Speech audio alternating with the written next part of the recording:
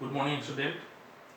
आज जो second derivative कल पढ़े थे पिछले वीडियो में, तो सेकेंड डेरिवेटिव में हम उस पार्ट को पढ़ेंगे जो पैरामीट्रिक फॉर्म हो, मीन सेकेंड डेरिवेटिव में पैरामीट्रिक फॉर्म को पढ़ेंगे। ठीक है, तो जैसे कोई फंक्शन है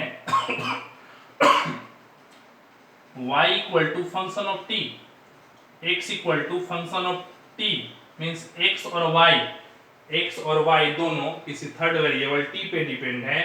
तो हम पढ़े थे क्या, dy by dx, first derivative निकालना। अब क्या पढ़ेंगे, इस पैरामीट्रिक फॉर्म में अगर क्वेश्चन है तो उसका सेकेंड डेरिवेटिव कैसे कैलकुलेट करते हैं, ध्यान समझेंगे।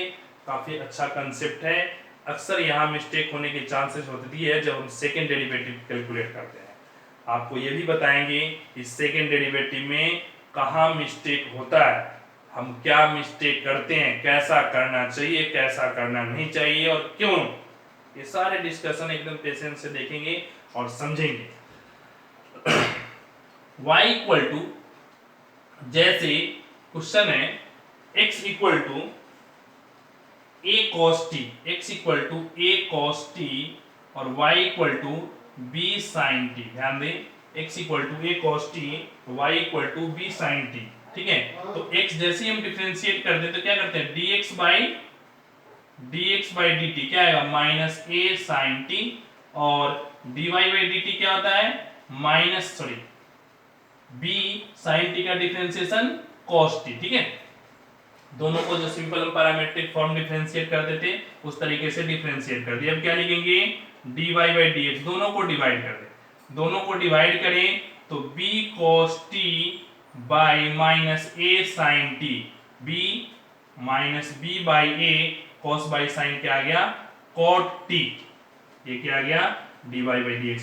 यहां तक तो कोई चेंजिंग है ही नहीं, as it is parametric form आ गया। ठीक है, यहां तक कोई चेंजिंग नहीं है, as it is parametric form आया। अब जो यहां से चेंजिंग है उस पर विशेष ध्यान देंगे, यहां तक तो आप पहले पढ़ चुके हैं।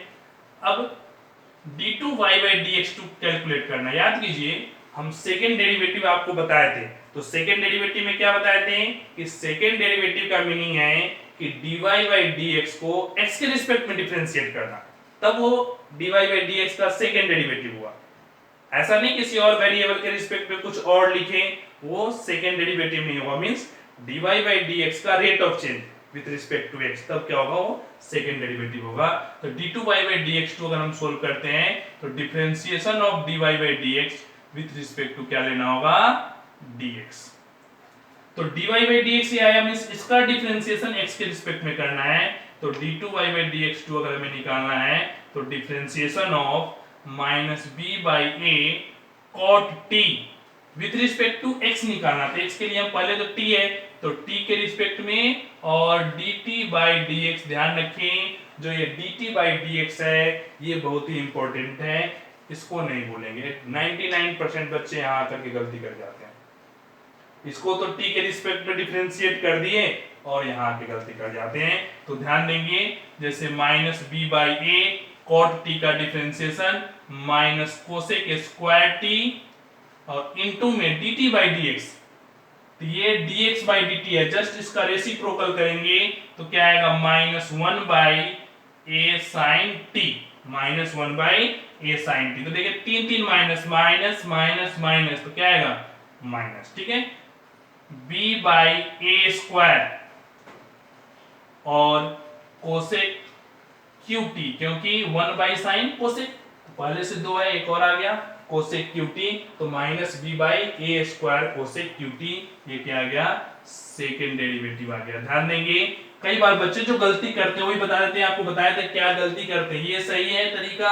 गलती क्या करते हैं, dx बाई dt यहाँ आया, एक बार और डिफरेंशिएट किए d2y बाई dt स्क्वायर, एक बार और डिफरेंशिएट किए, ये क्या आ गया, सिंपल सा minus b sin t, sorry हाँ ठीक है, माइनस बी साइन टी और d2x बाई dt स्क्वायर क्या किए, इसको सोल्व किए, माइनस a cos t, और सिंपल दोनों को डिवाइड कर देते हैं। ये कॉमन सेंस लगाते हैं बच्चे अपने मन से, जो कि एकदम गलत है। जो भी आपको बता रहे हैं कि अक्सर बच्चे अपने मन से खुद से, अभी शायद इस एज में आप नहीं है, इस कंसेप्ट में नहीं है कि आप खुद से नया क्या कहते हैं इन्वेंशन करें, और हो सकता है इन्वेंशन आप करें तो वो आप समझेंगे, कुछ नया अगर आप सिस्टम कर दिए, क्योंकि आप जो पढ़ रहे हैं ऑलरेडी प्रूफ है, आप तरीका बदल सकते हैं लेकिन जो सोल्व करने का कंसेप्ट है वो नहीं बदल सकते। अगर कंसेप्ट ही बदल दे तो आप कुछ भी कहेंगे सब सही है। तो जो ऑलरेडी प्री डिफाइन है उसको यूज करते हुए, उस कंसेप्ट को यूज करते हुए, उस सिस्टम को यूज करते हुए ही हम आगे बढ़ते हैं, अपने मन से कुछ भी नहीं लिखते। ठीक है, तो ध्यान देंगे बच्चे खुद से dx by dt एक बार हम डिवाइड करके ला देते हैं, वो खुद से नया जनरेट करते हैं कि दो बार करके डिवाइड कर देंगे आंसर आ जाएगा, वो गलत आएगा। बेसिक जो कंसेप्ट है वो अब सेकेंड डेरिवेटिव का क्या है कि dy by dx first derivative को x के रिस्पेक्ट में डिफरेंशिएट करेंगे, फिर सेकेंड डेरिवेटिव आएगा। देखेंगे तो एक क्वेश्चन आपको समझ में आया। अगला क्वेश्चन देखेंगे, अगला क्वेश्चन देखेंगे x इक्वल टू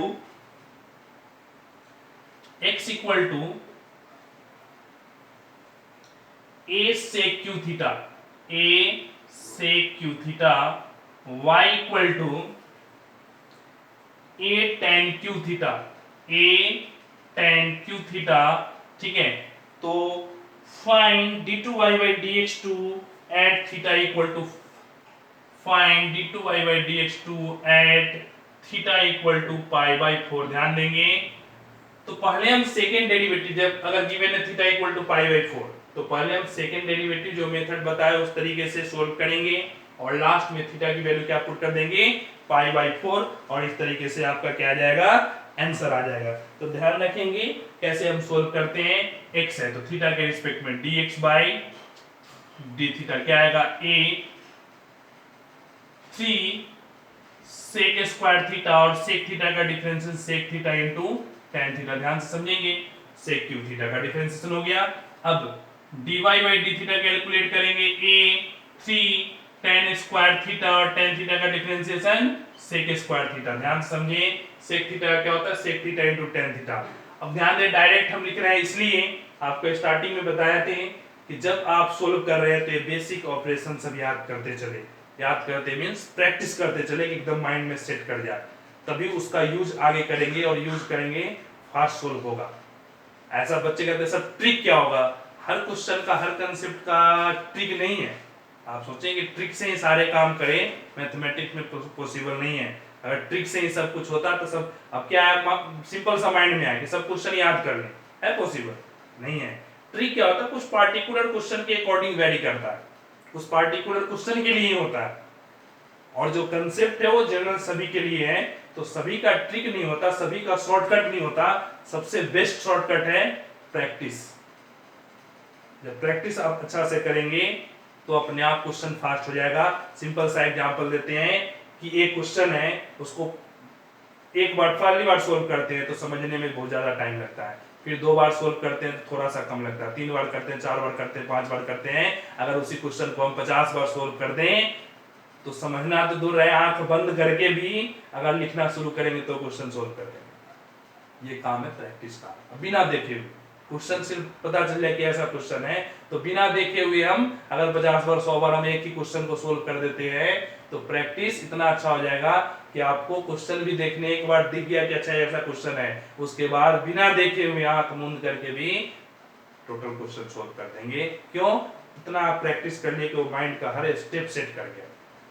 तो प्रैक्टिस ही सबसे फास्ट है, बहुत जल्दी कर देंगे तुरंत फास्ट में। तो इस तरीके से प्रैक्टिस एक बहुत ही बड़ा ब्रह्मास्त्र है जिसका कोई कंपेयर नहीं है। कोई इतना भी कंसेप्ट हो मैथमेटिक्स का, सबसे बेस्ट मेथड सेल्फ स्टडी और प्रैक्टिस। ध्यान देंगे तो सोल्व करेंगे dy बाई dx, दोनों को डिवाइड कर देते हैं तो 3a tan square theta into sec square theta by 3a sec q theta into में tan थीटा। ध्यान दें ये sec स्क्वायर इंटू में sec q, 3a से 3a कैंसिल, tan थीटा से एक tan थीटा स्क्वायर कैंसिल और sec स्क्वायर से दो कैंसिल, एक बच गया तो क्या बच गया tan थीटा। tan थीटा को क्या लिखेंगे sin theta by cos theta into में एक बचा हुआ sec थीटा। क्या हुआ sin theta, sin theta cos theta into sec theta क्या होता है, याद कीजिए cos theta into sec theta 1, तो क्या बन गया, ये सिंपल सा क्वेश्चन बन गया, क्या, dy by dx equal to sine theta. यहां तक तो सिंपल सा जो तरीका था पैरामेट्रिक फॉर्म वो आ गया। अब हमें क्या निकालना है, सेकेंड डेरिवेटिव निकालना। Second derivative means d2 y by dx2, means इसको x के रिस्पेक्ट में करेंगे तो साइन थीटा का डिफरेंशिएशन cos थीटा किसके रिस्पेक्ट में, थीटा के रिस्पेक्ट में, बट थीटा का again d theta by dx। ये टर्म, यही टर्म खतरनाक है, अक्सर बच्चे यहां भूल जाते हैं। ये डिफरेंशिएट किए, समझ जाते हैं, थीटा पुट किए, आंसर लाते हैं, कॉन्फिडेंस में मैंने तो बढ़िया करके आया, पूरे सही करके आया। जब नंबर कम आते हैं, जब दोबारा कॉपी चेक होता है उसमें गलती आ जाते हैं, फिर पता चलता अच्छा जो छोटा सा मिस्टेक हो गया, छोटा सा मिस्टेक बहुत आसान, एक लाइन वर्ड करना सब थोड़ी सी दिक्कत हो गई, लेकिन दिक्कत भारी दिक्कत होती है। इसलिए इस वर्ड को पहले बार बार रिपीट कर रहे हैं, जब बार बार रिपीट करने के बाद भी मिस्टेक करते हैं दैट मींस वो महा मिस्टेक है। इसलिए इस पे विशेष ध्यान देंगे, d theta by dx, d theta by dx। तो जैसे ही हम d थीटा बाई dx यहां से वैल्यू पुट करेंगे तो देखो क्या आता है, d2y by dx2 equal to cos theta into reciprocal करेंगे 1 by 3a sec q theta into में tan थीटा। ध्यान से देखेंगे, जो ये है उसका रेसिप्रोकल 1 बाई कर दे, जस्ट इसका 1 बाई, क्योंकि dx बाई d थीटा है, हमें d थीटा बाई dx लेना है, इसका रेसिप्रोकल कर दिए। अब cos थीटा है, cos को लिख सकते हैं 1 बाई sec 3a, पहले से sec q है, एक और cos को 1 बाई sec लिख दिए, तो क्या बन गया sec 4 थीटा इनटू में tan थीटा। अब क्या करना है, ये तो आ गया सेकंड डेरिवेटिव, क्लियर हुआ। सेकंड डेरिवेटिव आने के बाद थीटा इक्वल टू क्या पुट करना है, पाई बाई 4, क्यों, क्योंकि क्वेश्चन में दिया है सेकंड डेरिवेटिव निकालना है, कब, जब थीटा क्या हो, पाई बाई 4 हो। तो ये सेकंड डेरिवेटिव आ गया। अगर ये टर्म नहीं होता सिंपल सेकंड डेरिवेटिव, तो यहां तक लाते और आपका आंसर होता। लेकिन अब एक और स्टेप आ गया, क्या, theta equal to pi by 4, means second derivative निकालना है तब जब वो थीटा पाई बाई 4, यहां थीटा पाई बाई 4 पुट करें तो 1 बाई 3a, जैसे ही पाई बाई 4 पुट करेंगे मींस 45 डिग्री, और sec 45 क्या होता है, √2, sec 45 क्या होता है, √2, और √2 को 4 बार मल्टीप्लाई करोगे, √2 इंटू √2 इंटू √2 इंटू √2, तो √2 इंटू √2 क्या होता है, 2, √2 इंटू √2 2, और फिर अगेन तो 2 इंटू 2 क्या हो गया, 4। ऐसे ही √2 का पावर अगर हम 4 लिखेंगे तो क्या आएगा, 4 आएगा। बेसिक कैलकुलेशन है, कैलकुलेट करना है, ठीक है, खुद से। इनटू में tan 45 क्या होता है, 1, सोल्व किए क्या आ गया, 1 बाई 12a, सोल्व किए आंसर क्या आ गया, 1 बाई 12a, और इस तरीके से सोल्व किए। तो ध्यान रखेंगे हर क्वेश्चन कोई ऐसा नहीं हो, जैसे पिछला क्वेश्चन था 2 लाइन का, तो हर क्वेश्चन कोई 1-2 लाइन का हो ऐसा भी नहीं है।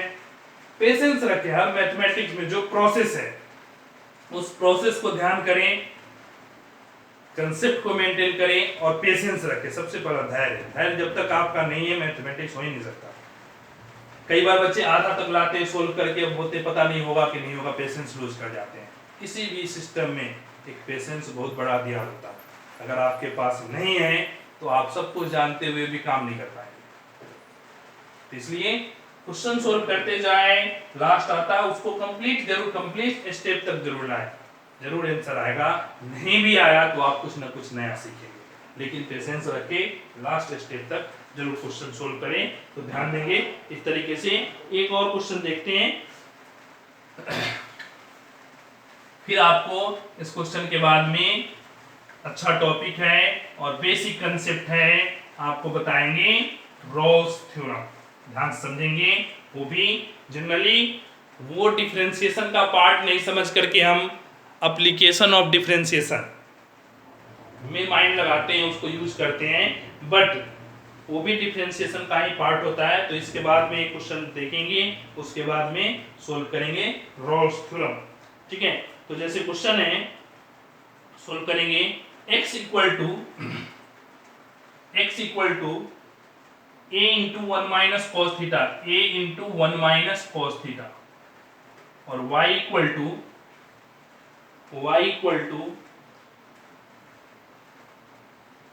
a into theta plus sine theta, a into theta plus sine theta, ठीक है। x गिवन है थीटा के फॉर्म में, y गिवन है थीटा के फॉर्म में। अब हम दोनों को डिफरेंशिएट कर दें तो क्या करेंगे, dx बाई डी थीटा क्या आएगा, a 1 0 माइनस कॉस थीटा का minus minus plus sine theta, differentiation हो गया। dy by D theta solve करेंगे क्या आएगा, a थीटा का 1 साइन थीटा का cos थीटा, ठीक है।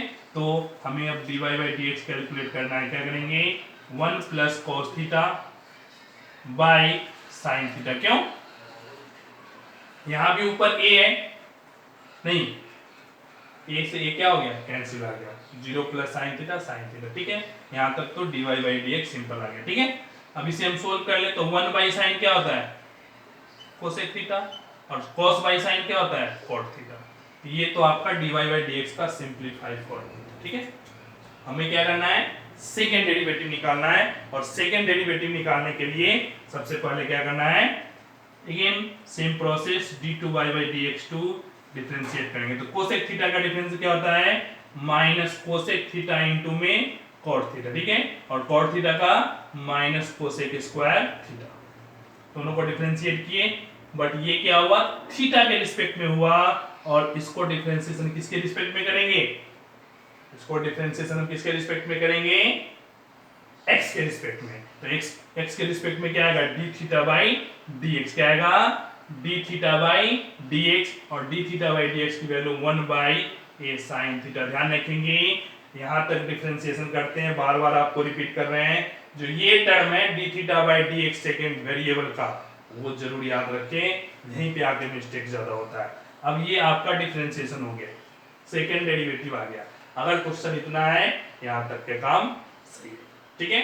लेकिन अगर इसमें ही आ जाए कि put at theta equal to pi by 2, 90 degree पे कैलकुलेट करना, theta equal to pi by 2, जैसे ही 90 डिग्री पे कैलकुलेट करेंगे तो हम पुट करेंगे जहां जहां थीटा वहां क्या 90 डिग्री, और 90 डिग्री पुट करेंगे तो क्या होगा, cot 90 0, cot 90 0। तो जैसे 0 से मल्टीप्लाई किए टर्म क्या हो गया, 0 आ गया। अब यहां देखेंगे कोसेक 90 1 होता है, 1 का स्क्वायर करेंगे 1 आएगा, तो माइनस 1 इंटू 1 बाई ए, और साइन 90 क्या, ये भी 1, सिंपल सा क्या आ गया, माइनस 1 बाई ए। किल हुआ नहीं हुआ, ये टर्म कैंसिल, क्यों, cot 90 0, क्लियर हुआ। तो इस तरीके से सेकेंड डेरिवेटिव क्या आ गया, d2 बाई dx2 क्या आ गया, माइनस 1 बाई ए। अब ध्यान देंगे, अब लास्ट ही है डिफरेंशिएशन का, ये पार्ट लगभग कंप्लीट हुआ। अब आपका जो नेक्स्ट टॉपिक है और कंसेप्ट है वो क्या है, रोल्स थ्योरम। रोल्स थ्योरम दो तरीके का थ्योरम है, एक रोल्स थ्योरम, एक लैग्रेंज मीन वैल्यू थ्योरम, जिसको हम एलएमवी कहते हैं, एलएमवी, ठीक है, क्लियर हुआ।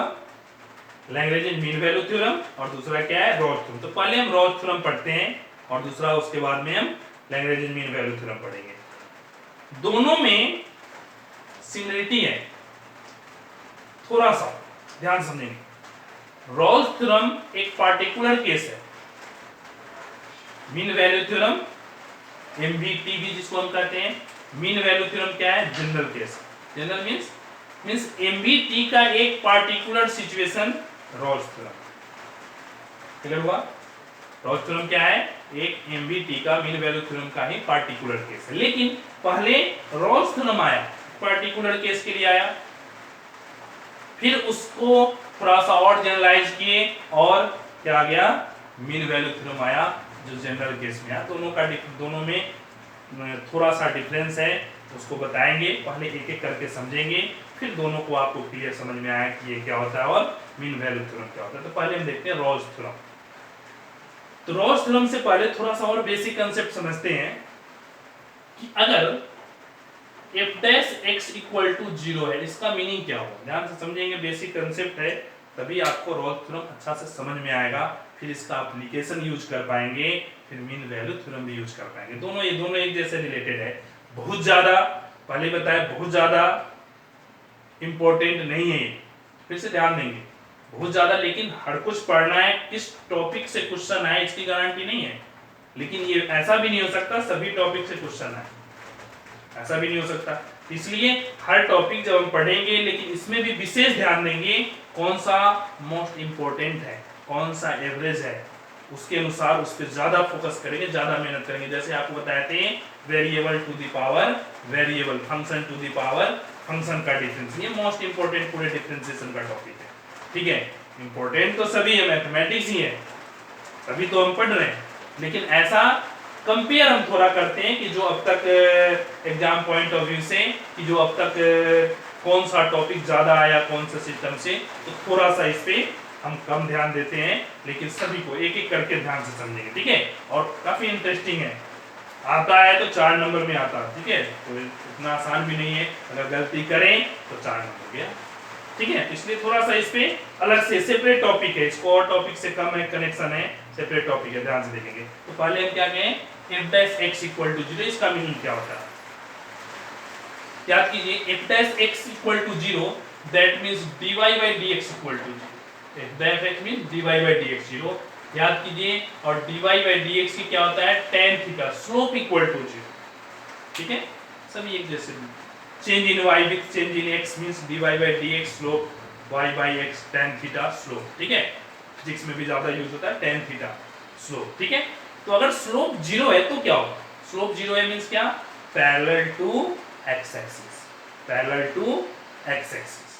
ठीक है, अगर स्लोप 0 है तो क्या होगा, parallel to x axis means x axis का स्लोप क्या होता है, 0 होता है। अब x एक्सिस के पैरेलल जितना भी लाइन है, जैसे ये x एक्सिस है, ये क्या है x एक्सिस है। ठीक है, अब इसके पैरेलल जितना भी लाइन रखे ऊपर नीचे सभी x एक्सिस के पैरेलल है, तो सभी का स्लोप क्या होगा, 0 होगा। दैट मींस सभी का फर्स्ट डेरिवेटिव क्या होगा, 0 होगा। दैट मींस अगर ये पैरेलल है means y equal to constant, parallel straight line एकदम कोऑर्डिनेट से, कोऑर्डिनेट में क्या होता है y इक्वल टू c, क्या होता है पैरेलल टू x एक्सिस। तो पैरेलल टू x एक्सिस हो गया, means y equal to c हो गया, और y इक्वल टू c का डिफरेंशिएशन कांस्टेंट का डिफरेंशिएशन क्या होता है, 0 मींस dy by dx क्या आ गया, 0 मींस जो y एक्सिस के पैरेलल लाइन है उसका स्लोप क्या हो गया, 0। तो मैथमेटिक्स का यही खूबसूरती है क्या, कि हम डिफरेंशिएशन से कांसेप्ट पढ़े, कोऑर्डिनेट से कांसेप्ट पढ़े, सभी, ऐसा नहीं कि एक जगह वैलिड होता है दूसरी जगह वैलिड नहीं होता है, ये कांसेप्ट सभी जगह वैलिड होता है। मैथमेटिक्स में एक जगह जो सही है वो सभी जगह सही है, ऐसा नहीं कि एक जगह 0 है तो दूसरी जगह 2 है, सब जगह कांसेप्ट सेम होता है, और सबको हम रिलेट करते थे। यहाँ थोड़ा सा कोऑर्डिनेट इस टॉपिक में समझना ज्यादा है, क्वेश्चन कम है, कोशिश करते हैं आपको अच्छा से समझाने का, तो ध्यान से समझेंगे। tan थीटा मींस अगर 0 है means parallel to x axis है। ठीक है, अब ध्यान देंगे, अब इस पे आते हैं, ये तो थोड़ा सा बेसिक कांसेप्ट था रॉल्स थ्योरम को समझने के लिए। अब आते हैं कि कब हम रॉल्स थ्योरम यूज करेंगे। ठीक है, तो सबसे पहले रॉल्स थ्योरम यूज होने के लिए सबसे पहले कंडीशन है कि फंक्शन कोई a से b इंटरवल में कंटिन्यूअस होना चाहिए। ध्यान दें, कंटिन्यूअस मींस आप डिफरेंशिएशन टॉपिक पढ़ने से पहले स्टार्टिंग में पढ़े थे कंटिन्यूटी एंड डिफरेंशिएबिलिटी, उसमें पहले क्या था, कंटिन्यूटी। कंटिन्यूटी में क्या पढ़े थे कि अगर left hand limit equal to right hand limit equal to functional value, अगर ये तीनों इक्वल है तो फंक्शन क्या होगा, कंटिन्यूअस होगा। अगर तीनों में से एक भी डिफरेंट आ गया, अलग आ गया, तो फंक्शन कंटिन्यूअस नहीं होगा। एक तो ये मेथड था, एक ग्राफिकल मेथड था, ग्राफ देख करके अगर ग्राफ में कहीं ब्रेक पॉइंट नहीं है तो कंटिन्यूअस है, अगर ब्रेक हो गया तो डिसकंटिन्यूअस है। दैट मींस कंटिन्यूटी का हम जो भी प्रॉपर्टी पढ़े हैं, दूसरा एक तो ये सब पार्टिकुलर पॉइंट पे हम चेक करते थे, एक और प्रॉपर्टी था कहीं, फिर से एक बार और ध्यान देंगे, पॉलिनोमियल फंक्शन कंटिन्यूअस होता है, नहीं, पॉलिनोमियल फंक्शन कंटिन्यूअस होता है, एक्सपोनेंशियल फंक्शन कंटिन्यूअस होता है, लॉगरिथमिक फंक्शन कंटिन्यूअस होता है। अगर दो फंक्शन कंटिन्यूअस है तो दोनों का कंपोजिट फंक्शन क्या होगा, कंटिन्यूअस होगा। कंटिन्यूअस फंक्शन का एडिशन, सब्ट्रैक्शन, मल्टीप्लिकेशन सभी क्या है, कंटिन्यूअस है। डिवीजन भी कंटिन्यूअस होता है, बट इसमें कंडीशन क्या है, डिनोमिनेटर नॉट इक्वल टू 0। ये सब जो बेसिक प्रॉपर्टी है किसका, कंटिन्यूटी का, वो आपके एकदम माइंड में सेट होना चाहिए।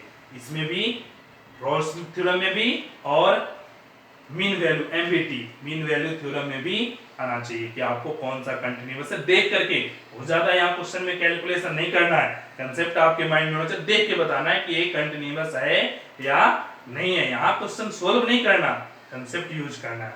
तो पहला कंसेप्ट क्या है, ध्यान समझेंगे, एफएक्स ए से बी क्लोज इंटरवल में क्या होना चाहिए, कंटिन्यूअस होना चाहिए। कंटिन्यूअस आप चेक कर लिए, मींस देख करके बता देना कंटिन्यूअस है या नहीं, प्रॉपर्टी यूज करके बताएंगे आपको क्वेश्चन कैसे चेक करते हैं। एफएक्स हो गया ए से बी।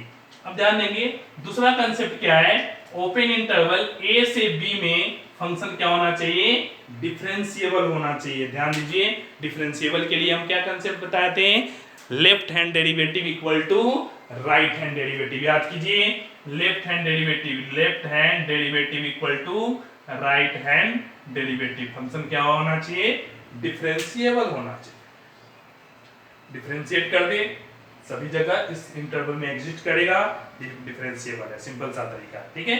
मींस वो डिफरेंशिएबल भी होना चाहिए, वो भी आपको प्रॉपर्टी मींस डिफरेंशिएबिलिटी भी आ गया, कंटिन्यूटी भी आ गया, डिफरेंशिएबिलिटी भी आ गया। दो तो आपको क्लियर होना चाहिए दोनों मेथड के लिए, मीन वैल्यू के लिए भी और रोल्स के, ये दोनों में है। ये दोनों कंसेप्ट कंटिन्यूअस और डिफरेंशिएबिलिटी, ये दोनों कंसेप्ट रोल्स में भी है और मीन वैल्यू थ्योरम में। अब अगला जो कंसेप्ट है वो सिर्फ रोल्स के लिए। तीसरा कंसेप्ट ध्यान से देखें, तीसरा कंसेप्ट क्या है, f of a equal to f of b. F of a equal to f of b means ये दोनों इक्वल होना चाहिए। जो एंड पॉइंट पे अगर फंक्शन पुट करते हैं तो फंक्शनल वैल्यू दोनों क्या होना चाहिए, सेम होना चाहिए। अगर ये तीन कंडीशन होल्ड कर गया तभी रोल्स थ्योरम एप्लीकेबल होगा, नहीं तो नहीं होगा। पहला कंटिन्यूअस, दूसरा डिफरेंशिएबल, तीसरा f of a equal to f of b. अगर ये तीनों कंडीशन होल्ड करता है तभी रोल्स थ्योरम एप्लीकेबल होगा, और अगर इसमें से एक भी कंडीशन फेल कर गया तो बाकी आगे करने की जरूरत है नहीं, वो फेल कर जाएगा। Means Rolle's theorem not applicable, एक भी अगर फेल किया नॉट एप्लीकेबल। थोड़ा सा और ध्यान दें, जैसे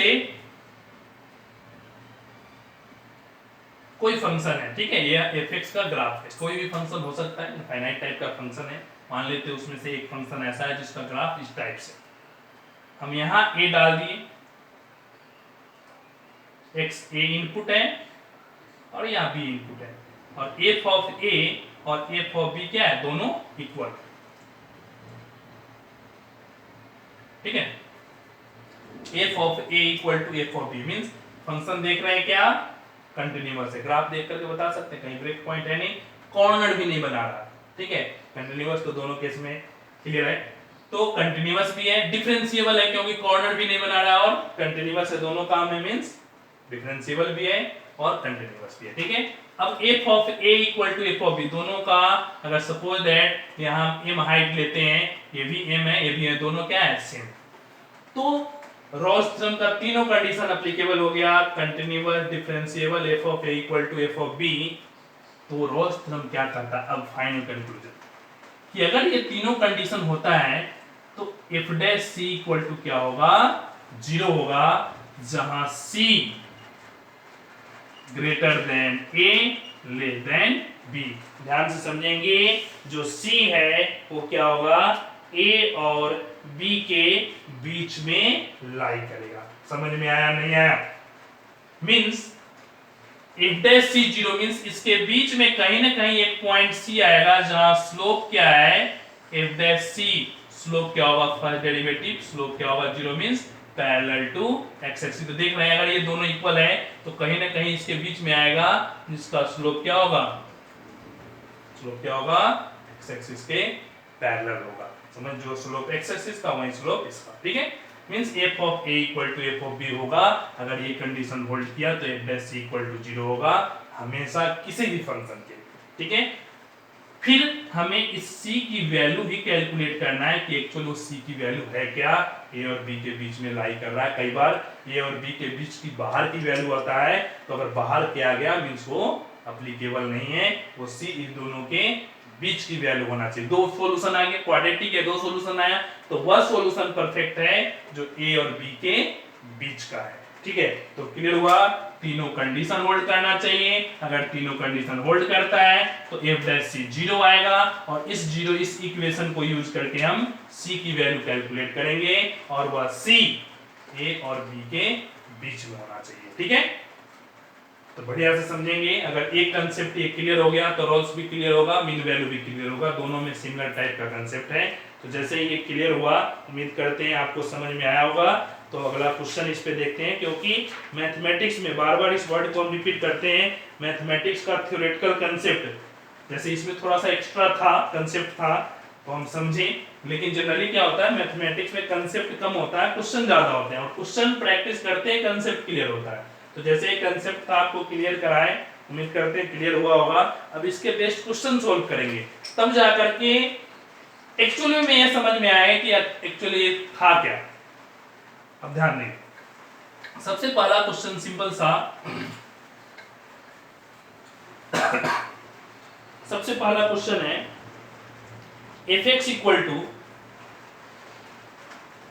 x square minus 4x, fx equal to x square minus 4x plus 3 on 1 से 3 तक, 1 से 3 मींस क्वेश्चन में फंक्शन गिवन है, इंटरवल गिवन है। ऐसा नहीं क्वेश्चन गिवन होगा इंटरवल गिवन नहीं होगा। अगर इंटरवल नहीं होगा तो a और b क्या मानेंगे, और a और b नहीं पता तो f of a equal to f of b कहां से करेंगे।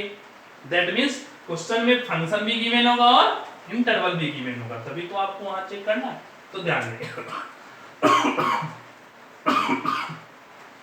ऐसे ही पहला क्वेश्चन लिख देंगे फॉर रॉल्स थ्योरम। ठीक है, रॉल्स थ्योरम।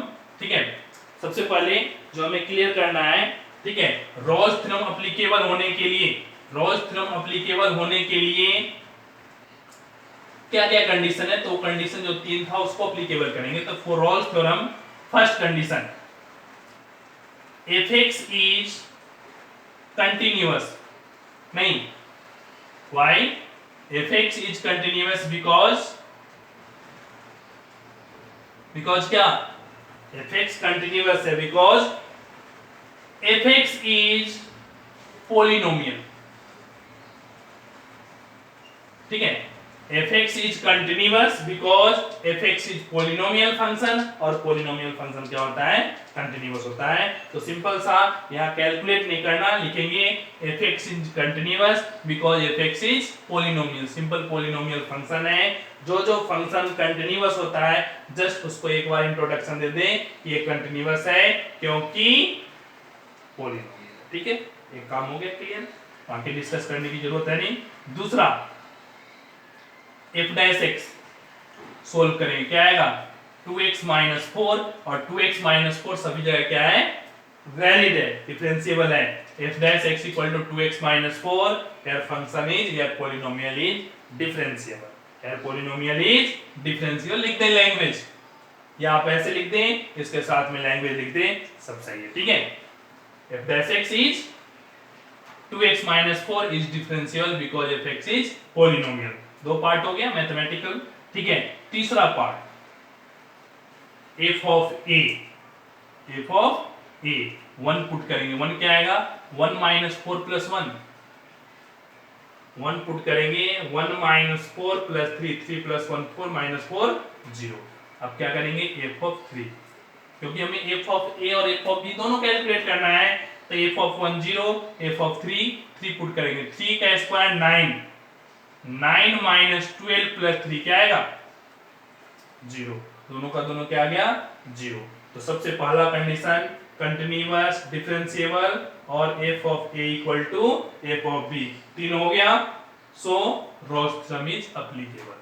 क्या लिखेंगे, इसके बाद लिखेंगे so Rolle's theorem is applicable. अब जब एप्लीकेबल है, एप्लीकेबल हो गया, then f dash c equal to क्या होगा, 0। क्या लिखेंगे, f dash c equal to 0, f dash c equal to 0। अब f dash x equal to है, तो यहां से f dash c equal to क्या आएगा, 2c माइनस 4, जहां x है वहां क्या पुट कर दिए c, तो 2c minus 2c minus 4 f dash c, और अगर रोल्स थ्योरम एप्लीकेबल है तो f dash c equal to क्या होगा 0। तो 2c माइनस 4 इक्वल टू 0, यहां से c की वैल्यू क्या आ गया माइनस 4/2 इक्वल टू क्या आ गया 2। समझ में आया, c की वैल्यू क्या आ गया 2 आ गया। अब ध्यान से समझेंगे, जैसे ही c2 आया, क्या 1 और 3 के बीच में c है? आप याद कीजिए क्या बताए थे, a से greater than c less than b, means a और b के बीच एक ऐसा वैल्यू c होगा जहां f डैश c क्या होगा 0। दैट मींस क्या है 1 से ग्रेटर 2 और लेस देन 3, 1 और 3 के बीच में ये 2 आ गया। समझ में आया कि नहीं आया? फिर से ध्यान दे, continuous differentiable f of a equal to f of b, then f dash c equal to 0, c की वैल्यू क्या आ गया 2, और 2 लाई किया 1 और 3 के बीच। तो इस तरीके से हम रोल्स थ्योरम कैलकुलेट करेंगे। क्लियर हुआ? समझ में आया नहीं आया? तो इस तरीके से अब थोड़ा सा इस टाइप के अलग सा क्वेश्चन अगले वीडियो में हम देखेंगे, जिसमें रोल्स थ्योरम के थोड़ा सा इंपॉर्टेंट क्वेश्चन, मीन वैल्यू के और कुछ और स्पेशल क्वेश्चन के बारे में पढ़ेंगे। Thank you.